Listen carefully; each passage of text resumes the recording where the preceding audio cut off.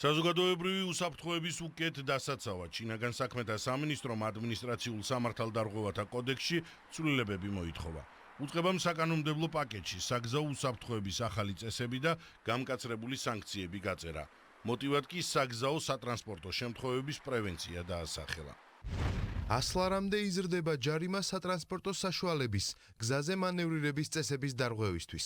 ამავდროულად ამ სამართალდარღვევისთვის მართვის მოწმობისთვის მინიჭებული ქულათა რაოდენობა შემცირდება 20 ქულით. 50-დან 100-ლარამდე იზრდება სანქცია 15 კმ/სთ-ზე მეტი, მაგრამ არა უმეტეს 40 კმ/სთ-ის სიჩქარის გადაჭარბებისთვის. 50 ლარამდე იზრდება სანქცია ავტომობილით მოძრაობისას მძღოლის ან მგზავრის მიერ უსაფრთხოების ღვედის გამოუყენებლობისთვის. ამავდროულად ამ სამართალდარღვევისთვის მართვის მოწმობისთვის მინიჭებული ქულათა რაოდენობა შემცირდება 10 ქულით. 50 ლარამდე იზრდება სანქცია ავტომობილის მართვის დროს მძღოლის მიერ მობილურით სარგებლობისთვის. დგომა გაჩერების წესების დარღვევისთვის თბილისის მსგავსად 50 ლარამდე იზრდება ჯარიმის ოდენობა ქუთაისის, ბათუმის, მცხეთის, რუსთავის, გორის, თელავის, ფოთის, ზუგდიდის მუნიციპალიტეტებში და საქართველოს კურორტებზე.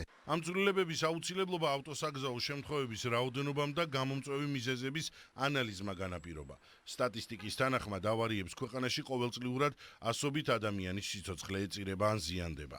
შექმნილია საგზაო მოძრაობის უსაფრთხოების ანალიზის განყოფილება, რომელიც მუდმივ რეჟიმში ახორციელებს საგზაო სატრანსპორტო შემთხვევების ანალიზს, შავი წერტილების იდენტიფიცირებას და შესაბამისი პრობლემური მონაკვეთების დადგენას. ამ გამოწვევას ზალუანი უწყება გამკაცრებულ კანონს უპირისპირებს, რომელიც საგზაო მოძრაობასთან ერთად სატრანსპორტო საშუალების დგომის წესებსაც ახლებურად არეგულირებს.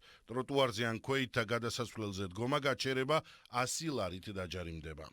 საგზაო უსაფრთხოებიდან გამომდინარე, მიზანშეწონილად მიგვაჩნია, რომ მოხდეს არსებული რეგულაციების გადახედვა და ასევე გამკაცრება, ვინაიდან საზოგადოებრივი უსაფრთხოება იყოს მეტად დაცული. შინაგან საქმეთა სამინისტროს მიერ მომზადებული ცვლილებათა პაკეტი უკვე პარლამენტშია. პირველი კანონმდებელი დარწმუნებულია, რომ დოკუმენტს დეპუტატთა სრული მხარდაჭერა ექნება. ჩანს, რომ ამ ხრივ სტატისტიკა, როგორც სავარაუდოდ შინაგან სამინისტრო არის დამაკმაყოფილებელი, შესაბამისად საჭირო არის მორგება სანქციის ისე, რომ ადამიანს არ უღირდეს, სიჩქარის გადაჭარბება იქნება თუ სხვა სახის დარღვევები. ადმინისტრაციულ სამართალდარღვევათა კოდექსში ცვლილებების განხილვას პარლამენტი მალე დაიწყებს. კანონპროექტის კანონად ქცევის შემთხვევაში კი ქვეყანაში გამკაცრებული სანქციები ამოქმედდება.